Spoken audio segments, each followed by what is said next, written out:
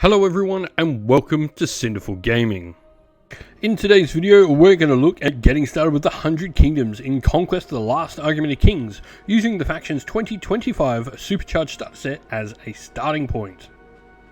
Big thanks to Parabellum Wargames today, who have made this video possible with their fantastic support.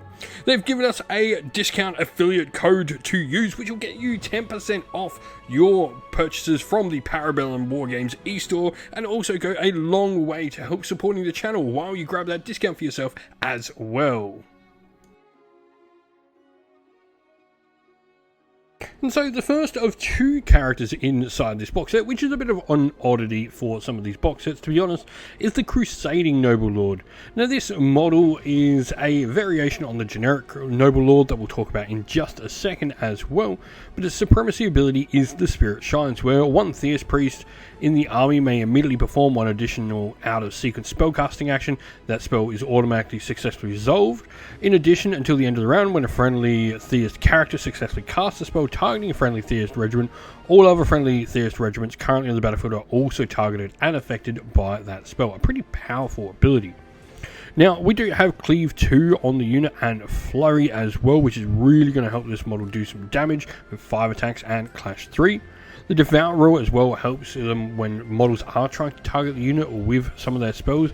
They're going to get an extra success instead of one of their fails. And then we've also got Path of Righteousness, where regiments in this character's warband gain the Theist battlefield roll and Indomitable +1 to a maximum of 2. Now we've got the ability as well with the Crusading Bulls, so you may be selecting one of the following Crusading Bulls, gaining the listed special rules representing their oaths and motivations. There's a variety of different benefits you can get for these as well. Now we then have the generic Noble Lord as well. The model's supremacy ability is Professional Troops, where while friendly feudal regiments within 8 inch of any feudal character, they reroll unmodified rolls of 6 during clashes when making defense rolls as well. Now, their special rule is Personal Bodyguard, where you can select an infantry regiment in this character's warband to gain the veteran battlefield role if they did not already have it. A pretty cool rule to have. And then you've got the ability to select a variety of different weapon arts which can help your model gain benefits in combat in various different ways. The first unit we're going to look at are the Crusaders. This is a Theist special unit, so these are definitely something that's going to go with your Crusading Noble Lord.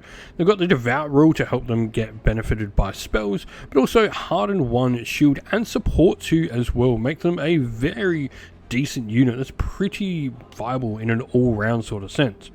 Now, should this regiment have the veteran battlefield roll on them as well, they'll gain Flawless Strikes, which can help them put through some damage as well. We then have the Men-at-Arms, and this is where the regular Noble Lord, I'd say, would be going. The Men-at-Arms are an Imperial and Feudal unit for the 100 Kingdoms. Got advanced infantry training, where should they ever have the veteran battlefield role, they'll gain support +1, and if the regiment does not already have support, it will gain support 2 instead. So really can boost up the power there. Now, we've then got shields on them as well to give them a defense of 3 against incoming attacks in their front arc, and they can take command models like a Standard Bearer in there as well to give them the Unstoppable rule to reroll charges.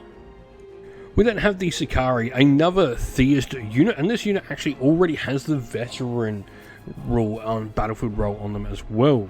They've got Cleave 1, Devout that we talked about, and Support 2 as well, which is nice. Their giant swords can swing over the others' heads. Divine Purpose as well is a really fun rule that the unit's going to have. Now what this is going to do for them is when the regiment becomes the target of a friendly Theist Priest spell, during its activation the regiment can choose to either add +2 to its first march or +2 to its charge. So nice if we can get a Theist Priest into the force to really help out, but not necessarily required. They've got a lot of other rules going for them as well.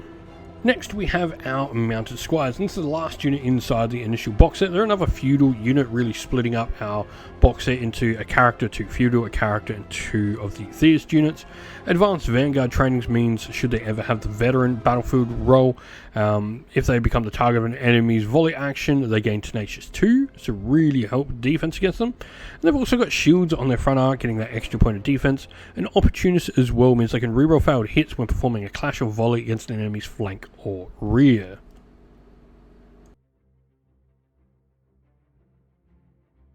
And so, where to go next? I think Mercenary Crossbowmen for me are my first look. I think is a really solid range unit. Also bring a light infantry unit to the table, getting you some early board control.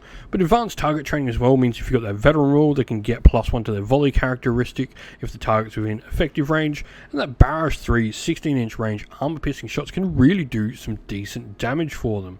They're all in all, they're a solid range unit that's going to add a lot to your force. And they're also an Imperial unit, so they can go in most regiments for a bunch of various different characters. Next and lastly, we have the Household Knights. There's another cavalry unit, but unlike the Mounted Squires, these guys are definitely a unit that wants to be charging much more. They're going to be a really heavy punching unit for the army. Advanced cavalry training means they get +1 clash on their stats, meaning they go to base clash 3, so 4 when they inspire. Brutal impact and impact 3 there is really nice to get some extra damage through, and their shields as well, put them up at a nice defensive 4 as well. They're going to have standard bearers and leaders in the unit. This obviously gives them unstoppable, so re-rolling charges, important for a cavalry unit that does a lot of its damage on the impact.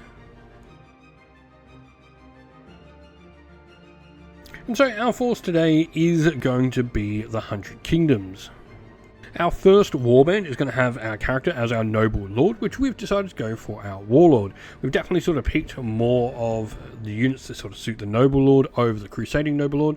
Perhaps in the future we'll do a video looking at expanding the Crusading side more than the regular sort of feudal side. Now we then got regiments here as well. We've got the Men-at-Arms with 3 stands, Mercenary Crossbowmen with 3 stands, Mounted Squires and Household Knights as well, both with 3 stands. Warband 2 then has our Crusading Noble Lord leading it, and then we've got the regiments in that warband as the Sakari with 3 stands and the Crusaders with 3 stands strong as well. We hope that this video was helpful in getting you started with Conquest: The Last Argument of Kings, and that it was able to give you some ideas and inspiration to start your own force in the game. If you have any other questions at all, please comment down below. And while you're there, don't forget to drop a like, subscribe, and join our Discord server to check out all our future Conquest: The Last Argument of Kings content.